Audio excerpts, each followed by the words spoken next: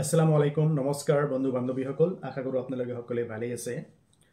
2025 চনত অসমত গাঁও পঞ্চায়তৰ নিৰ্বাচন অনুষ্ঠিত হ'ব গতিকে গাঁও পঞ্চায়তৰ নিৰ্বাচনত যিবিলাক ব্যক্তিয়ে প্ৰতিদ্বন্দ্বিতা আগবঢ়াব খুজিছে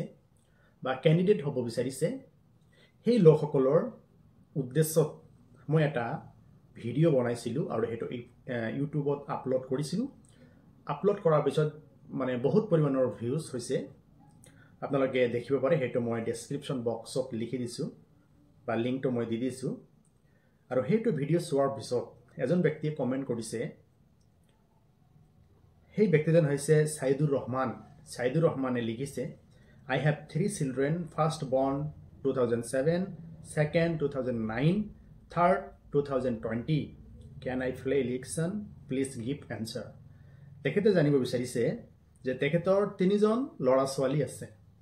প্ৰথম জনৰ জন্ম হৈছে 2007 দ্বিতীয় জনৰ 2009 আৰু 3 নম্বৰ জনৰ হৈছে 2020 চনত এতিয়া এই সাইদুৰ ৰহমান ভাই তেখেতৰ তিনিজন ল'ৰা ছোৱালী আছে গতিকে এই ব্যক্তিজনে ইলেকশ্যনত কন্টেস্ট কৰিব পাৰিবনে নাই এই কথাটো জানিব বিচাৰিছে মোৰ পৰা যাৰ কাৰণে মই ৰিপ্লাইটো দিব ওলাইছো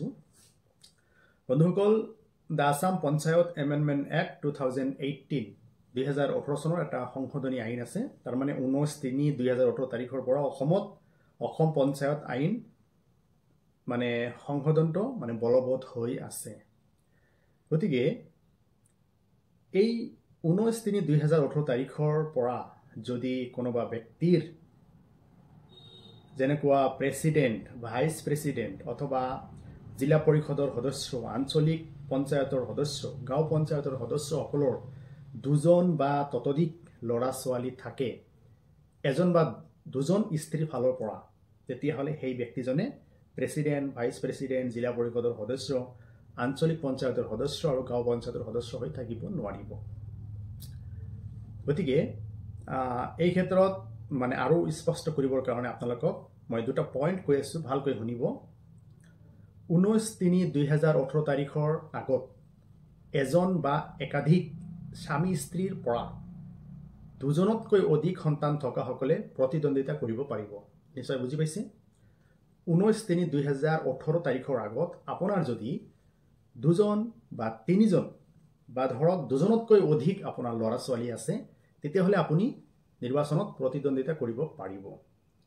গতিকে এই ক্ষেত্ৰত দেখা গৈছে যে সাইদুৰ ৰহমান ডাঙৰীয়াৰ এজন হৈছে 2007 দ্বিতীয় নম্বৰটো হৈছে 2009 চনত আৰু তৃতীয় নম্বৰটো হৈছে 2020 চনত তাৰ মানে 18 চনৰ পিছত সাইদুৰ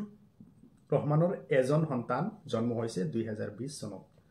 The Assam Panchayat Amendment Act 2018 অনুযায়ী সাইদুৰ ৰহমান ডাঙৰীয়াৰ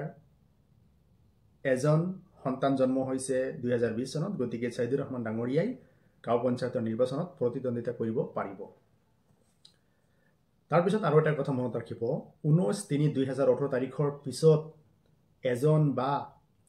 একাধিক স্বামী স্ত্ৰীৰ পৰা দুটাতকৈ অধিক সন্তান থকা সকলে প্ৰতিদ্বন্দ্বিতা কৰিব নোৱাৰিব 19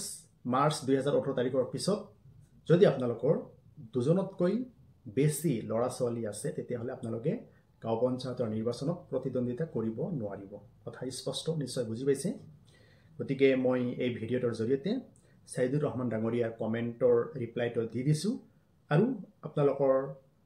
জ্ঞাতাৰ্থে এই ভিডিঅ'খন মই বনাইছো যদি আপোনালোকৰ ভাল লাগে লাইক কমেন্ট আৰু শেয়াৰ কৰিব ধন্যবাদ শুভৰাত্ৰি